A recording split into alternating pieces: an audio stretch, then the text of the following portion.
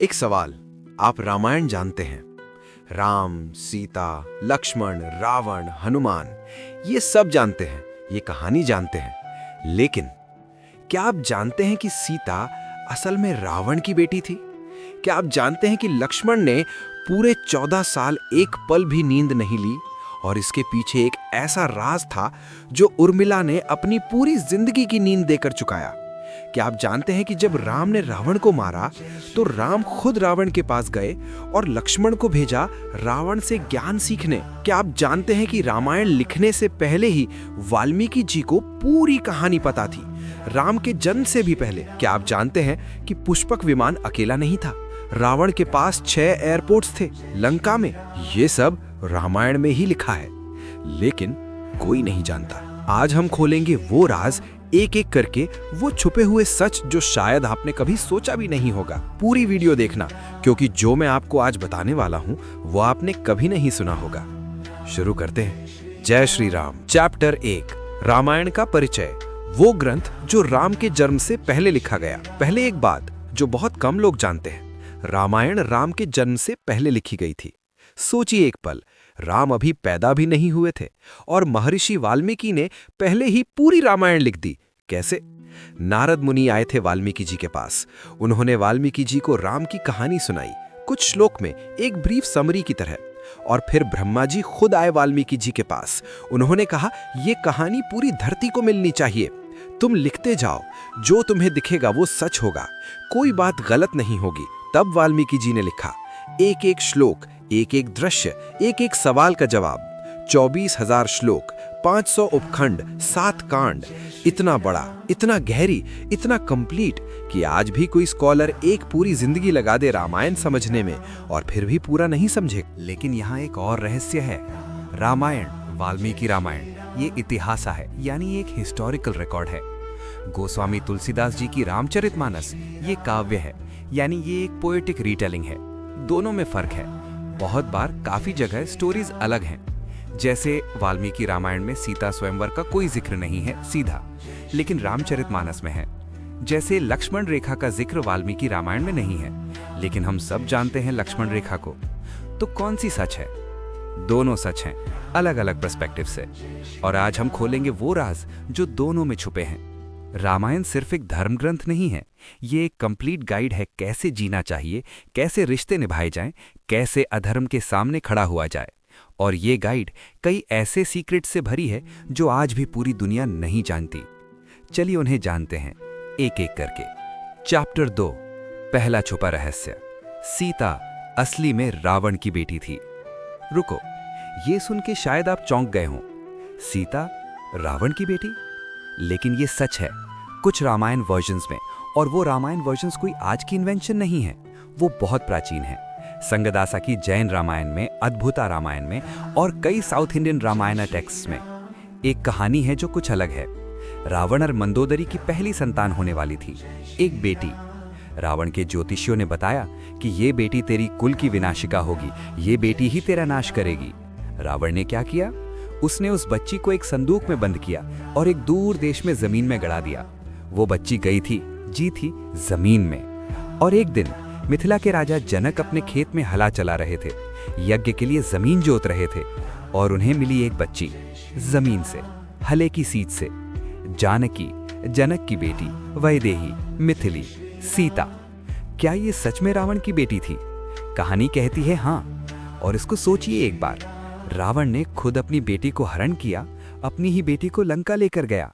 और वो बेटी जो धरती की बेटी थी, उसने कभी अपनी प्योरिटी खोने नहीं दी, अग्नि परीक्षा से भी गुजरी, सच्ची रही। और अंत में सीता फिर धरती में वापस चली गईं, जहां से आई थी वहां चली गईं। ये एक पूरा साइकिल है, एक ऐसी कहानी जो अगर इस एंगल से देखो तो बिल्कुल अलग लगती है।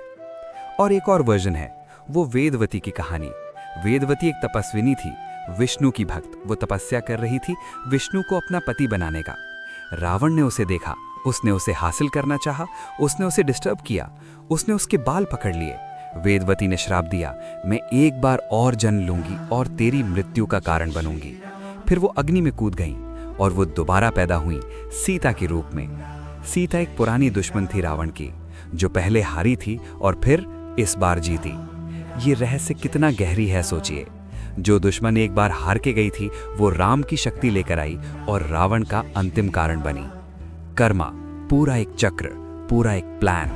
चैप्टर 3, दूसरा छुपा रहस्य, उर्मिला की सैक्रिफाइस जो कोई नहीं जानता। रामायण में सबसे ज्यादा जरूरी किरदार कौन था? राम? हाँ। सीता? हाँ। हनुमान? हाँ। लक्ष्मण? बिल्कुल हाँ। लेकिन एक और नाम है, उर्मिला, सीता की छोटी बहन, लक्ष्मण की पत्नी। वो रामायण में गुम दिखती हैं, बहुत गुम, इसलिए लोग उनके बारे में नहीं जानते। लेकिन अगर उर्मिला नहीं होती तो लक्ष्मण रावण के बेटे मेघनाद को नहीं मार सकता था, और अगर मेघनाद नहीं मारा जाता तो राम युद्ध जीत नहीं सकते थे। मतलब उर्मिला की सैक्रिफाइस के बिना राम की जीत नहीं होती। ये सच है, पूरा सच। वनवास के पहले रात की बात है। राम, सीता और लक्ष्मण जंगल में थे। राम और सीता सो गए और लक्ष्मण, वो खड़ा था, जाग रहा था। तब आई निद्रा देवी, नींद की देवी। लक्ष्मण ने कहा, मुझे 14 साल नींद नहीं चाहिए, मैं राम और सीता की रक्षा करनी है। निद्रा देवी ने कहा, यह मुमकिन है, लेकिन तेरी नींद कोई और लेगा, कोई तेरे हिस्से की नींद भी सोएगा। लक्ष्मण ने कहा, उर्मिला से पूछो। निद्रा देवी गई अयोध्या, उर्मिला के पास, और उर्मिला ने बिना एक पल सोचे हाँ कर दिया। मैं 14 साल सोऊंगी, अपनी और लक्ष्मण की दोनों की नींद। और फिर उर्मिला सोती रही 14 साल, पूरा वनवास, पूरा युद्ध, पूरा वक्त। जब लंका में युद्ध चल रहा था, जब मेघनाद का ब्रह्मास्त्र लगा था लक्ष्मण को, जब संजीवनी लाई गई थी, जब राम रावण से लड़े थे, तब भी उर्मिला सो रही थी। कोई नहीं जानता था, कोई नहीं देख रहा था, कोई क्रेडिट नहीं था, लेकिन उसकी नींद की वजह से ही लक्ष्मण सब कुछ देख सकता था, सब कुछ फील कर सकता था और युद्ध में मेघनाद को मार सकता था। और जब वनवास खत्म हुआ, लक्ष्मण अयोध्या लौटे, उर्मिला के पास आए। उसने आंख खोली और पहला सवाल किया, राम का राज्याभिषेक हो गया? उसका पहला सवाल राम के लिए था, लक्ष्मण के लिए नहीं। 14 साल की नींद के बाद पहला सवाल राम का। ये है उर्मिला, रामायण की सबसे बड़ी सैक्रिफाइस जिसको दुनिया नहीं जानती। यहां मैं आपको रोकना चाहता हूं। दोस्तों, अगर ये वीडियो आपको अच्छी लग रही है तो अभी सब्सक्राइब बटन दबाओ और बेल आइकन जरूर ऑन करो। ऐसी अनजानी कहानियां हम हर हफ्ते लाते हैं और मैं चाहता हूं ये सच आप तक पहुंचे सबसे पहले। सब्सक्राइब करो, बेल दबाओ और चलो आगे। चैप्टर 4, तीसरा छुपा रहस्य, लक्ष्मण की शक्ति का असली राज। लक्ष्मण, राम के अनुज, राम की साया, राम की शक्ति। लेकिन लक्ष्मण सिर्फ एक छोटा भाई नहीं थे, वो शेषनाग के अवतार थे। शेषनाग जो पूरे ब्रह्मांड को अपने फनों पर थामे हुए हैं, विष्णु जिस पर सोते हैं, वो शेषनाग। और इसी शेषनाग ने लक्ष्मण का रूप लिया। क्यों? क्योंकि जब विष्णु राम के रूप में आए तो उन्हें एक कंपेनियन चाहिए था, एक ऐसे कंपेनियन जो उनके बराबर स्ट्रांग हो, जो कभी थके नहीं, जो कभी हारे नहीं। और शेषनाग ने कहा, मैं आऊंगा लक्ष्मण के रूप में। लक्ष्मण गुडाकेश थे। गुडाकेश का अर्थ है जो नींद को जीत चुका हो। 14 साल, एक पल भी नींद नहीं, क्योंकि उर्मिला सो रही थी और लक्ष्मण जाग रहा था, हमेशा, रात को भी, दिन को भी, युद्ध में भी, शांति में भी। और लक्ष्मण की एक और खासियत, वो एक ऐसा योद्धा थे जिन्होंने अपना पूरा जीवन अपने बड़े भाई के लिए दे दिया। अपनी पत्नी छोड़ी, अपनी खुशी छोड़ी, अपना आराम छोड़ा। किसी ने उनसे नहीं पूछा, किसी ने फोर्स नहीं किया। लक्ष्मण खुद आए, भैया मैं भी आऊंगा। ये वो प्रेम है जो वर्ड्स में नहीं आता, जो सिर्फ फील किया जाता है। और लक्ष्मण का अंतिम काम, राम ने सीता को दोबारा वनवास भेजा, अयोध्या की प्रजा के कहने पर। और लक्ष्मण को काम मिला था सीता को जंगल में छोड़ के आना। क्या लक्ष्मण जानता था ये सही नहीं है? हाँ, वो जानता था। क्या लक्ष्मण ने राम से आर्ग्यू किया? नहीं, क्योंकि ये राम का आदेश था। लक्ष्मण ने सीता को जंगल में छोड़ा और वापस आते हुए उनकी आंखों में आंसू थे। वो किसी को बता नहीं सका, किसी को बोल नहीं सका, सिर्फ चल दिया वापस अयोध्या की तरफ। ये है लक्ष्मण, रामायण का वो कैरेक्टर जिसको लोग देखकर भी नहीं देख पाते। रावण, ये नाम सुन के क्या आता है जहन में? खलनायक, विलियन, बुरा इंसान। लेकिन क्या रावण सच में इतना बुरा था? रावण ब्रह्मा के पोते ऋषि विश्रावा के बेटे कैकेसी के पुत्र। वो ब्राह्मण था, पंडित था, ज्ञान में ब्रह्मा के बराबर था। उसे चारों वेदों का पूरा ज्ञान था। वो चारों शास्त्रों का ज्ञाता था। वो वीणा बजाता था, इतनी सुंदर कि देवता भी सुनता रह जाते थे। वो शिव का परमा भक्त था। शिव तांडव स्तोत्रम उसने ही लिखा जब वो कैलाश के नीचे दब गया था तब। एक इंसान जिसने इतनी तकलीफ में भी शिव की स्तुति लिखी। और रावण का सबसे बड़ा रहस्य, जब रावण मर रहा था, राम ने लक्ष्मण को भेजा रावण के पास ज्ञान सीखने। राम ने कहा, लक्ष्मण जाओ, रावण के पांव के पास खड़े हो और जो वो कहे वो ध्यान से सुनो।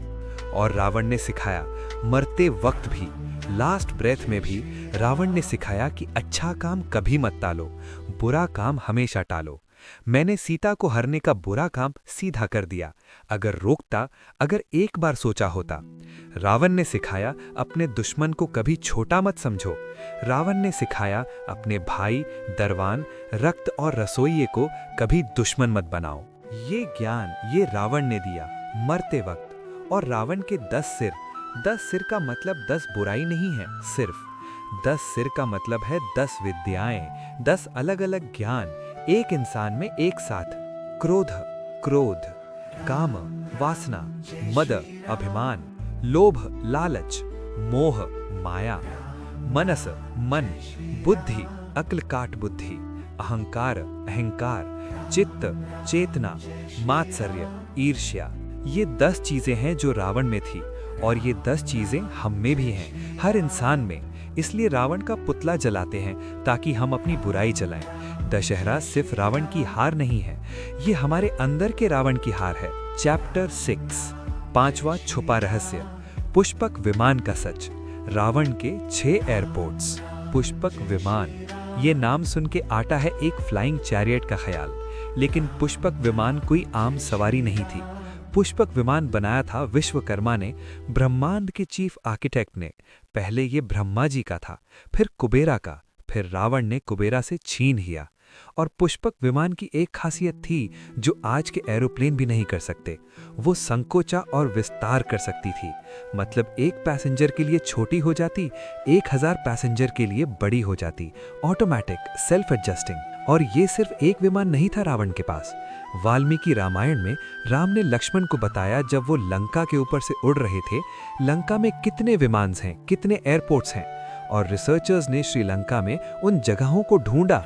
उनके पास आई एविडेंस जो इस जवाब से मैच करता है। वेरगन तोथा, सेहलीज में मतलब है एयरक्राफ्ट लैंडिंग की जगह। थोटोपोला कंदा, होटन प्लेन्स में थोटोपोला मतलब पोर्ट, कंदा मतलब rock. Flat land over Rocky range 6000 feet की ऊंचाई पर। वरियापोला मत्ताले में। सेहलीज में वरियापोला का मतलब है एयरक्राफ्ट का लैंड और टेक ऑफ करने की जगह। गुरुलुपोथा, गुरुलुपोथा मतलब पार्ट्स ऑफ बर्ड्स यानी एयरक्राफ्ट हैंगर या रिपेयर सेंटर। 6 एयरपोर्ट्स लंका में हजारों साल पहले। आज भी उस जमीन पर वो जगहें एग्जिस्ट करती हैं और उनके नाम, उन नामों का अर्थ वही है जो वाल्मीकि रामायण ने बताया। कोइंसिडेंस या रामायण सच में हिस्ट्री है? और पुष्पक विमान का एक और रहस्य, महर्षि भरद्वाज ने वैमानिका शास्त्र लिखी, सिर्फ पुष्पक विमान के बारे में नहीं, हजारों साल पहले 120 अलग अलग टाइप्स के विमानों के बारे में, उनके फ्यूल्स, उनकी एरोनॉटिक्स, उनकी मेटलर्जी, उनके वेपन सिस्टम्स। 120 टाइप्स। आज दुनिया में जेट प्लेन, हेलीकॉप्टर, ड्रोन ये सब है, तब 120 अलग अलग टाइप्स थे। क्या ये टेक्नोलॉजी थी, रियल टेक्नोलॉजी? साइंस अभी भी ढूंढ रही है जवाब। या एक बार फिर मैं आपको रोकना चाहता हूँ, ये वीडियो आपको कैसी लग रही है? कमेंट में सिर्फ एक काम करो, लिखो राम राम। और अगर चैनल पर पहली बार आए हैं तो सब्सक्राइब जरूर करो, लाइक भी करो इस वीडियो को। हमारे जैसे छोटे चैनल को एक लाइक बहुत मदद करता है।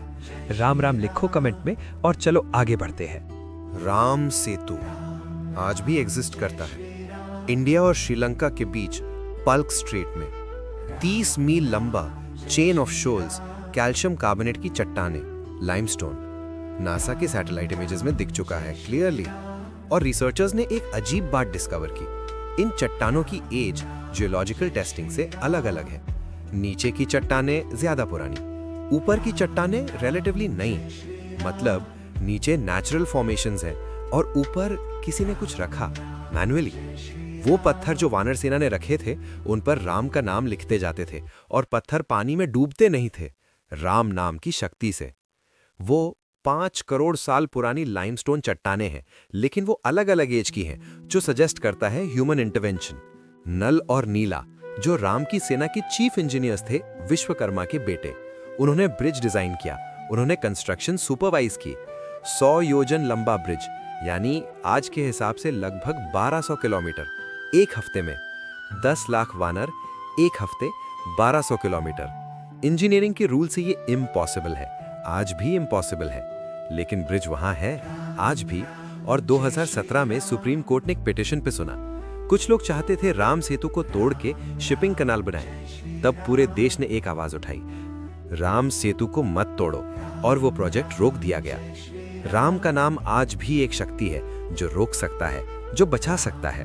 चैप्टर 8, 7वां छुपा रहस्य, राम की उम्र का रहस्य और उनकी पूरी कहानी। हम सोचते हैं राम जवान थे जब वनवास गए, कुछ लोग सोचते हैं 20-22 साल के थे, लेकिन वाल्मीकि रामायण कुछ अलग कहती है।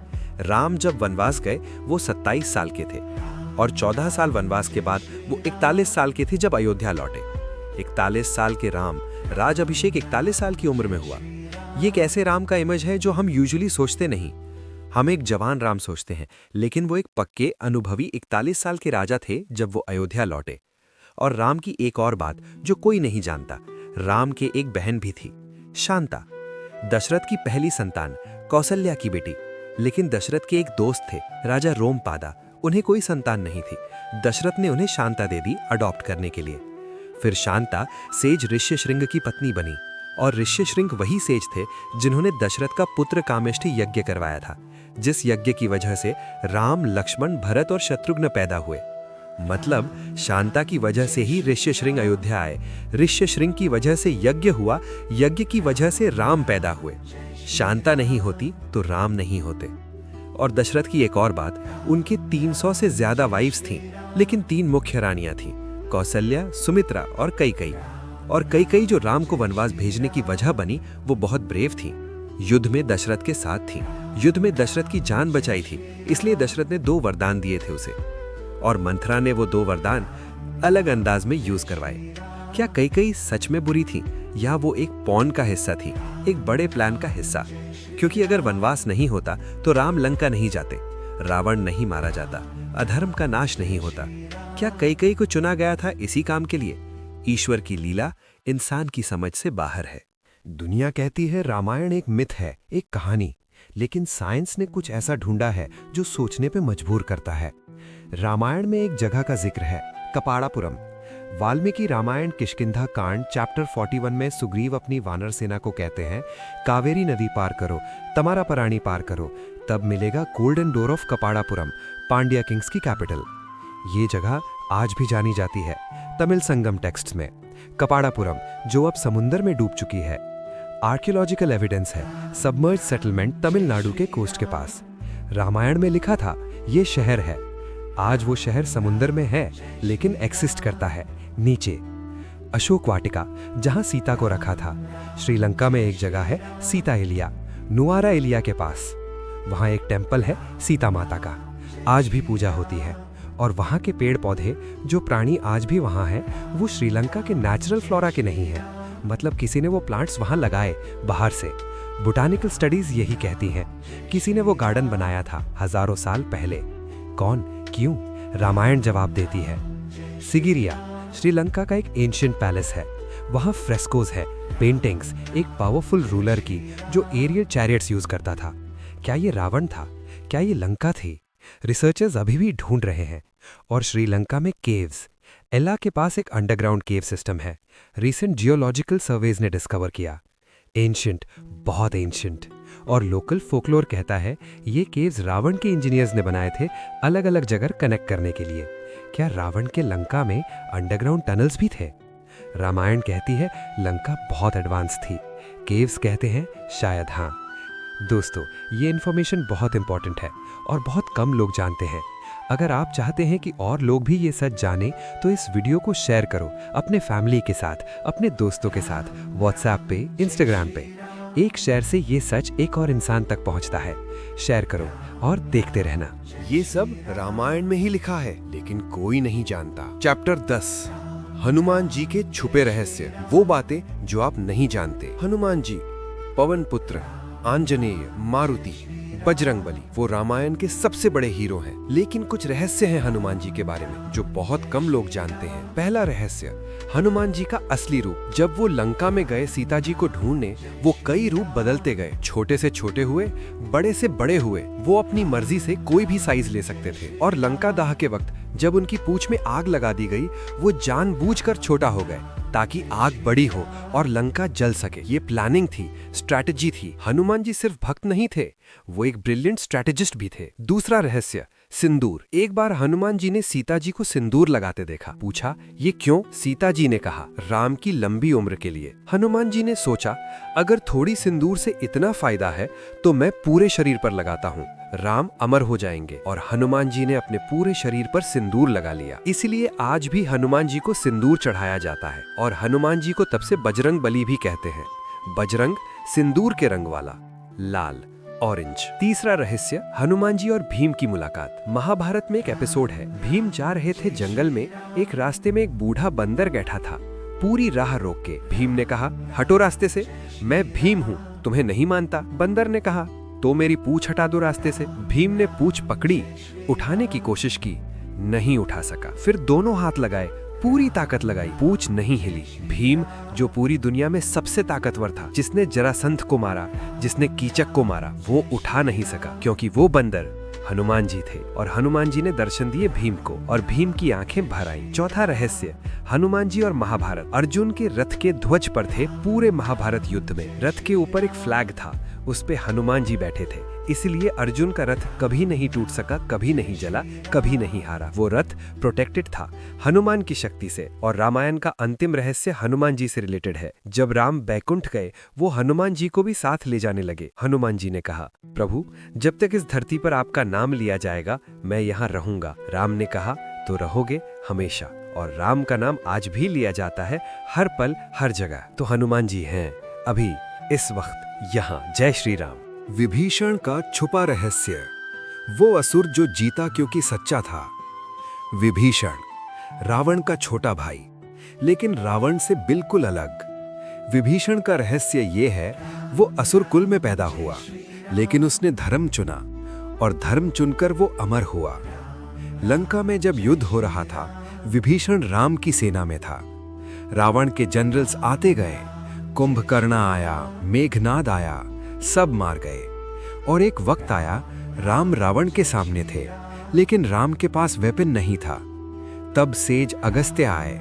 उन्होंने राम को आदित्य हृदयम स्तोत्रम सुनाया, सूर्य देव की स्तुति, दिव्य एनर्जी, और फिर बताया, ब्रह्म अस्त्र का यूज करो, जिस अस्त्र का ज्ञान रावण तक नहीं था। रावण मार गया। विभीषण ने राम से मांगा रावण की मूर्ति, जो राम खुद पूजा करते थे। राम ने दी विभीषण को लंका के लिए। वो मूर्ति जो राम की अपनी पूजा की मूर्ति थी, वो श्रीलंका गई। आज भी श्रीलंका में एक टेम्पल है, रंगनाथा स्वामी का। कुछ स्कॉलर्स कहते हैं ये वही मूर्ति है। और विभीषण आज भी श्रीलंका में है। ये आपने 7 चिरंजीवी वाले वीडियो में सुना था, वो अमर हैं। और श्रीलंका के कुछ टेम्पल्स में उनकी आज भी पूजा होती है, लोकपाल की तरह, गार्डियन की तरह। एक राक्षस जो धर्म के रास्ते पर चला और अमर हो गया। कर्म का सच। राम राज्य, ये वर्ड हम बोलते हैं एक आइडियल स्टेट की तरह, लेकिन राम राज्य एक्चुअली क्या था? वाल्मीकि रामायण ने डिस्क्राइब किया है। राम राज्य में कोई भूखा नहीं था, कोई बीमार नहीं था, कोई प्रीमेच्योर डेथ नहीं होती थी। प्रकृति परफेक्ट थी, सीजन सही वक्त पर आते थे, रेन सही वक्त पर होती थी, क्रॉप्स हमेशा अच्छी रहती थी, कोई क्राइम नहीं था, कोई करप्शन नहीं था, लोग खुश थे, जेन्युइनली खुश। और राम के एक काम की बात, जब रावण को मारने के बाद राम अयोध्या लौटे, राज्याभिषेक हुआ, तब राम ने एक बात की जो दुनिया के किसी भी राजा ने नहीं की। उन्होंने खुद अपनी वाइफ सीता जी को वनवास भेजा। क्यों? क्योंकि एक धोबी ने सवाल उठाया, एक आम इंसान ने, और राम ने प्रजा की आवाज सुनी। सीता बेगुनाह थी, राम जानते थे, लेकिन प्रजा का सवाल था। क्या राम गलत थे? ये सवाल आज भी डिबेट में है, लेकिन एक बात तो तय है, राम ने कभी अपनी पावर का गलत यूज नहीं किया, कभी नहीं। वो राजा थे, वो चाहते तो कुछ भी कर सकते थे, लेकिन उन्होंने धर्म चुना। हमेशा यही राम राज्य का सार है। जो नेता खुद पे सबसे ज्यादा रूल करे, जो खुद सबसे पहले धर्म माने, वो है राम राज्य। और इसलिए राम मर्यादा पुरुषोत्तम है, सबसे आदर्श पुरुष। चैप्टर 13, रामायण और आज का समय। जो शिक्षा आज भी वैलिड है। रामायण सिर्फ एक पुरानी कहानी नहीं है, ये आज भी उतनी ही रेलेवेंट है, क्योंकि इंसान वही है, काम वही है, मोहब्बत वही है, धोखा वही है, धर्म वही है। राम की शिक्षा आज के लिए, एक आदर्श बेटे बनो जो अपने माता पिता का कहा माने, एक आदर्श भाई बनो जो भाई के लिए सब कुछ दे दे, एक आदर्श पति बनो जो अपनी पत्नी का सम्मान करे, एक आदर्श राजा बनो जो प्रजा के लिए सब कुछ करे। राम ने ये सब किया। आज हम में से कितने लोग ये करते हैं? सीता जी की शिक्षा, तकलीफ में भी अपनी डिग्निटी मत छोड़ो, अग्नि परीक्षा से गुजरो लेकिन अपना सच मत छोड़ो, अकेले वनवास में भी अपने धर्म का साथ मत छोड़ो। सीता जी ने किया, और अंत में जब दुनिया ने उन्हें रिजेक्ट किया, वो धरती में चली गई, लेकिन उन्होंने कभी राम को गलत नहीं कहा, कभी खुद को कमजोर नहीं कहा। ये है सीता जी की शक्ति। हनुमान जी की शिक्षा, सेवा में कोई सवाल नहीं, भक्ति में कोई शर्त नहीं, शक्ति में कोई अहंकार नहीं। दुनिया का सबसे ताकतवर योद्धा, जिसने लंका जलाई, जिसने पहाड़ उठाया, वो राम के चरणों में झुक गया, खुद को दास कहा। यही ग्रेटेस्ट स्ट्रेंथ है। जो सर झुकाना जानता हो वही सबसे बड़ा महान है। ये सब रामायण में ही लिखा है, लेकिन कोई नहीं जानता। चैप्टर 14, रामायण के साइंटिफिक प्रूफ। क्या साइंस ने माना कि रामायण हुआ था? 2007 में नासा ने एक सैटेलाइट इमेज रिलीज की, एडम्स ब्रिज, जो राम सेतु है। वो इमेज देख के पूरी दुनिया चौंक गई। Stone formations, perfect alignment, India से श्रीलंका तक। साइंटिस्ट ने कहा ये नेचुरल है, लेकिन एक जियोलॉजिस्ट ने पॉइंट आउट किया कि अगर ये नेचुरल है तो ये दोनों देशों को कनेक्ट करता क्यों है, परफेक्ट डायरेक्शन में क्यों है? 2023 में अयोध्या में राम जन्मभूमि पर एक्सकेवेशन हुई। आर्कियोलॉजिकल सर्वे ऑफ इंडिया ने कहा यहाँ एक एंशिएंट टेम्पल था, इसके एविडेंस हैं, कॉलम्स हैं, एंशिएंट स्ट्रक्चर्स हैं। वो जगह जो हजारों साल से राम का जन्म स्थान मानी जाती थी, वहां सच में एक पुराना स्ट्रक्चर था। किष्किंधा, जो हनुमान की जन्मभूमि थी, जो सुग्रीव का किंगडम था, आज वो हम्पी है कर्नाटका में। और हम्पी में आज भी वो हिल्स हैं,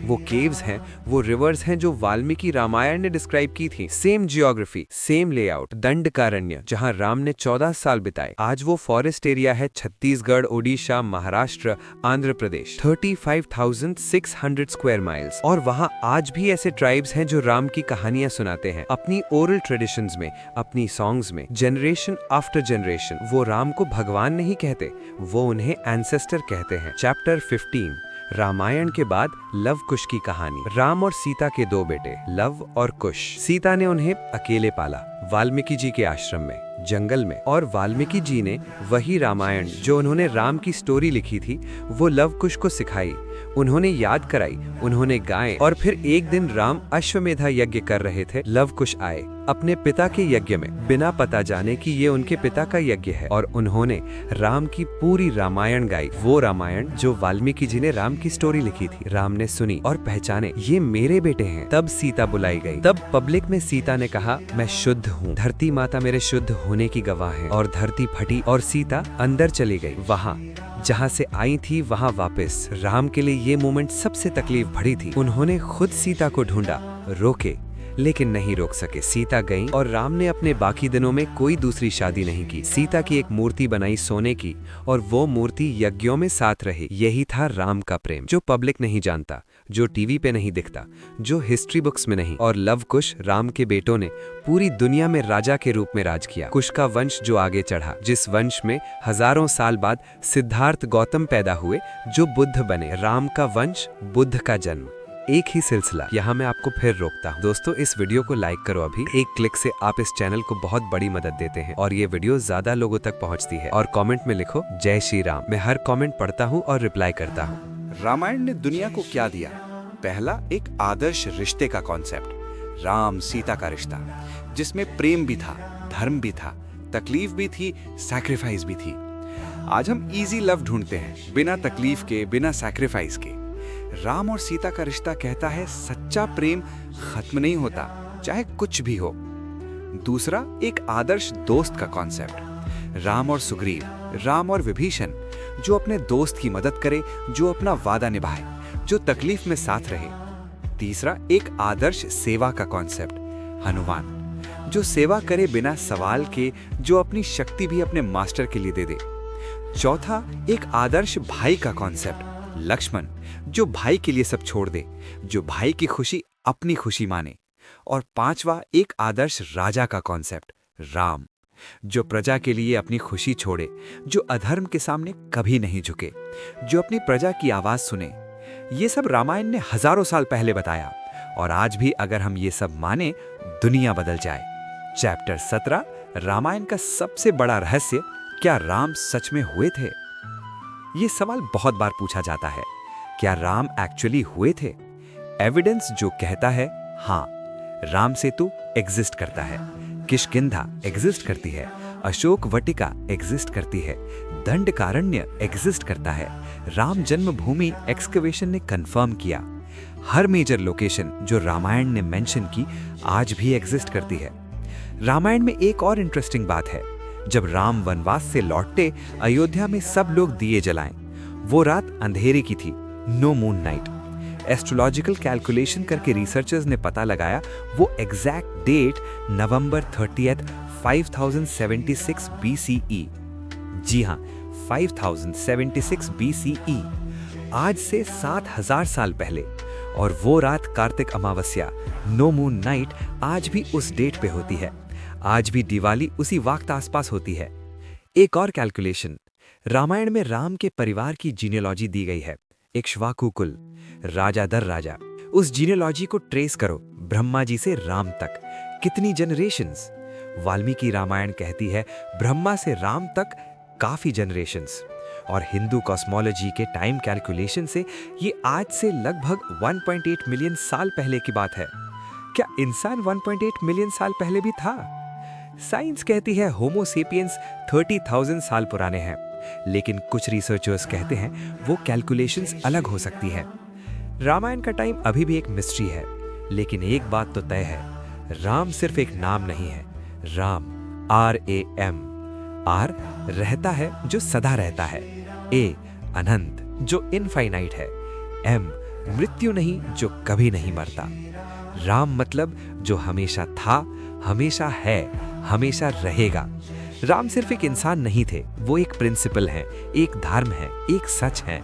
और इसलिए राम की कहानी कभी खत्म नहीं होती, राम का नाम कभी खत्म नहीं होता। जब तक एक भी इंसान राम का नाम लेगा, राम है। अंतिम बात, एक ग्रंथ नहीं, एक जीवन है। आज हमने जाना सीता जो शायद रावण की बेटी थी, जो फिर भी राम की शक्ति बनी। उर्मिला जो 14 साल सोई सिर्फ इसलिए ताकि लक्ष्मण जाग सके। लक्ष्मण जो 14 साल जागा सिर्फ अपने भाई के लिए। रावण जो बहुत ज्ञानी था लेकिन अहंकार ने मारा। पुष्पक विमान जो सच में था, 6 एयरपोर्ट्स लंका में। राम सेतु जो आज भी एग्जिस्ट करता है समुंदर में। राम जो 41 साल के थे जब लौटे, फिर भी हर बार। ये सब सिर्फ कहानी नहीं है, ये एक पूरी सिविलाइजेशन का इतिहास है। एक ऐसे सिविलाइजेशन का जो आज से हजारों साल पहले थी, जो इतनी एडवांस थी, जो इतनी धार्मिक थी। और उस सिविलाइजेशन का धार्मिक सूत्र राम का नाम आज भी जिंदा है। क्योंकि कुछ चीजें मिट्टी नहीं होती, कुछ सच दबी नहीं होती, कुछ नाम मरते नहीं। जय श्री राम। अगर इस वीडियो को आपने पूरा देखा तो कमेंट में सिर्फ इतना लिखो, जय श्री राम। मैं समझ जाऊंगा कि आप पूरी वीडियो देख के आए हैं। इस वीडियो को लाइक करो, सब्सक्राइब करो चैनल को, बेल आइकन ऑन करो और सबसे इंपॉर्टेंट, इस वीडियो को शेयर करो अपने एक ऐसी दोस्त या फैमिली मेंबर के साथ जिसको ये जानना चाहिए, क्योंकि ये सच ज्यादा लोगों तक पहुंचना चाहिए। अगला वीडियो आएगा द्वारका का रहस्य। श्री कृष्ण का शहर समुद्र में डूबा, नासा ने जो डिस्कवर किया वो पूरी दुनिया को हैरान कर गया। क्या कृष्ण का शहर सच में डूबा? आर्कियोलॉजिकल प्रूफ के साथ। वो वीडियो आपका नजरिया बदल देगी। तब तक जय श्री राम, जय सिया राम, जय बजरंगबली।